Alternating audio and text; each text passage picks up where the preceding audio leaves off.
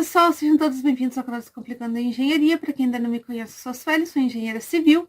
E no vídeo de hoje nós vamos falar sobre o projeto de água quente. Vou trazer alguns pontos do projeto de água quente, pontos importantes, né, que caracterizam o projeto de água quente.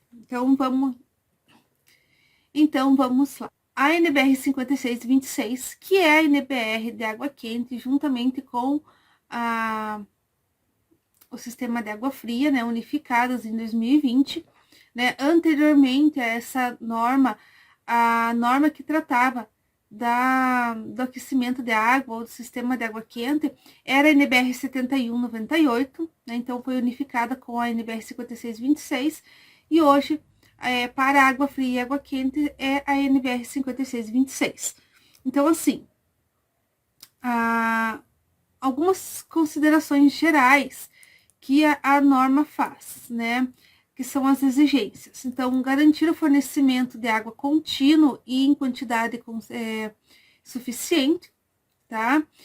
Que a temperatura da água seja controlável, né? Então, tem que ter os dois registros, o registro de água fria e o registro de água quente, para que a pessoa possa controlar a temperatura. Que tenha segurança, pressão e vazão suficiente, assim como velocidade suficiente também, tá? Compatível, claro, com os aparelhos de utilização de água.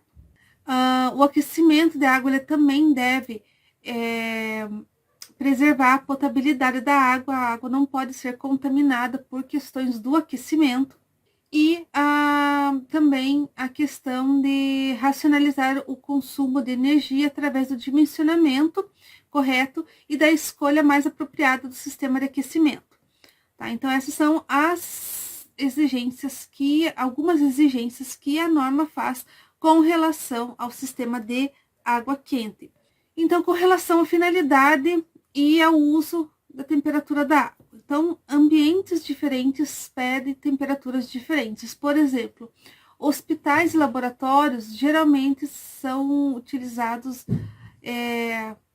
equipamentos, né, com água a 100 graus, por questões de esterilização. Tá? Cozinhas já utiliza temperaturas entre 60 e 70 graus. Lavanderias fica entre 75 e 85 graus. E banheiros, né, o uso para banho, geralmente fica entre 35 e 50 graus para ser dosado, ok? Então, aí, cada equipamento, ele pede uma temperatura diferente. Com relação aos tipos de abastecimento, né, aquecimento de água quente, ele pode ser individual, em que vai ser aquecido apenas um único aparelho, né, ou no máximo 2 aparelhos no mesmo cômodo, né, como por exemplo, um chuveiro e a torneira do lavatório, do banheiro, né, então são equipamentos do banheiro, nesse caso pode ser considerado aquecimento individual, ou o próprio chuveiro elétrico, que tem o próprio aquecimento dele, então esse dispositivo de aquecimento ele vai aquecer somente o chuveiro, então ele é um aquecimento individual. Aí tem a central privado, né? Então, por exemplo, a tua casa ela tem uma central de aquecimento de água, ou, né, um sistema de aquecimento de água. Se você mora em apartamento, o prédio pode não ter o sistema de aquecimento de água, mas no teu apartamento você colocou um sistema de aquecimento de água. Então, ele é uma central privada de aquecimento. Só o teu apartamento vai ser aquecido ou só a tua casa será aquecida.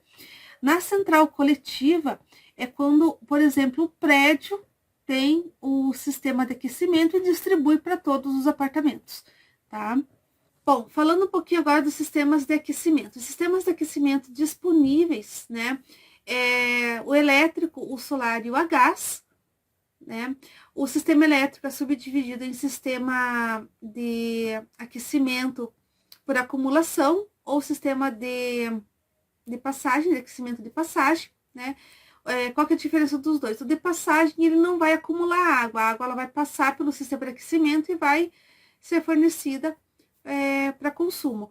E o por acumulação, você vai esquentar um volume de água para utilizar. Então, você vai ter sempre disponível esse volume de água aquecido.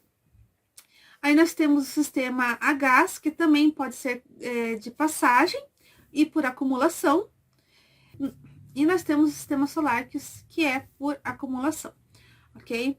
Cada um possui suas vantagens e desvantagens, mas é sempre bom lembrar que quando você projetar um sistema de aquecimento, sempre projetar o principal e um secundário que vai auxiliar caso o principal não funcione. Então, sempre projetar 2 sistemas de aquecimento, tá? Aí, com relação aos materiais a serem utilizados no projeto de instalações de sistema de água quente. Bom, os tubos não são os mesmos tubos de água fria, né? Porque os tubos de água fria, quando em contato com a água quente, eles podem dilatar e amolecer, né? Então, um dos materiais utilizados para a água quente é o cobre, tá? As tubulações de cobre, né? Eu vou deixar uma imagem aqui para vocês.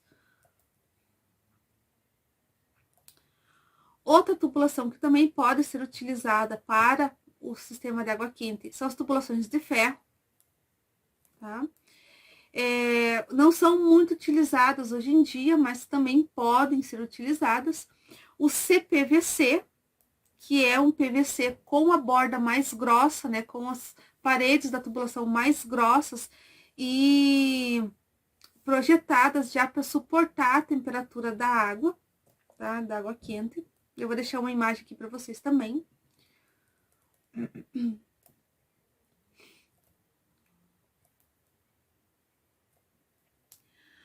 As tubulações de PPR, que é o polipropileno, são as tubulações da cor verde, que também tem as bordas mais grossas para suportar as temperaturas elevadas da água, tá? Aqui é uma imagem das tubulações em PPR.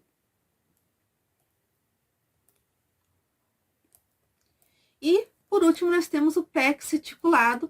Eu vou deixar a imagem aqui para vocês. Então, o PEX reticulado, ele tem tanto para a água fria quanto para a água quente. Então, aqui nessa imagem, as tubulações em azul são as tubulações de água fria. O PEX azul, ele é para água fria. E em vermelho, nós temos as tubulações de água quente. Então, ali, o PEX em vermelho é o PEX próprio para água quente, ok? Bom, algumas observações. Levar em consideração a taxa de ocupação para cada tipo de edificação. É indispensável que o acumulador tenha pelo menos a capacidade igual da banheira, né? Porque não adianta você comprar um boiler pequeno para utilizar numa banheira, porque daí a banheira vai ocupar todo o volume da água do boiler, tá? Ali não vai ter para o chuveiro e não vai ter nem para o lavatório, nem para a cozinha. Então, é interessante que ela tenha pelo menos o volume da banheira, tá? Ou às vezes, se você comprar um boiler muito pequeno, não enche nem a banheira, tá? Então, tem que ter pelo menos esse volume, tá? No caso de apartamento com central coletiva, né? Ou seja, o prédio todo tem o aquecimento, considerar 2 pessoas por dormitório, mais uma pessoa por quarto da empregada e mais 150 litros por máquina de lavar instalada no apartamento, tá? E mais a capacidade da banheira. Então, ali você pode ver que o acumulador, ele vai ser maior para cada apartamento, tá? O projeto, com relação ao projeto de água quente, ele é apresentado junto com o projeto de água fria. Já feito a compatibilização, demonstrando que as tubulações não se chocam, né? As tubulações de água fria não se chocam com as tubulações de água quente. E que as prumadas são diferentes e como que vai ser distribuído aí a tubulação de água quente junto com a tubulação de água fria, já que a tubulação de água fria utiliza a caixa da água, a tubulação de água quente está utilizando o boiler, né? Onde que vai ficar os aquecedores a gás, ou o aquecedor elétrico, né? Como que vai ser colocado isso dentro da edificação. E é isso, pessoal. Eu vou ficando por aqui. Até o próximo vídeo.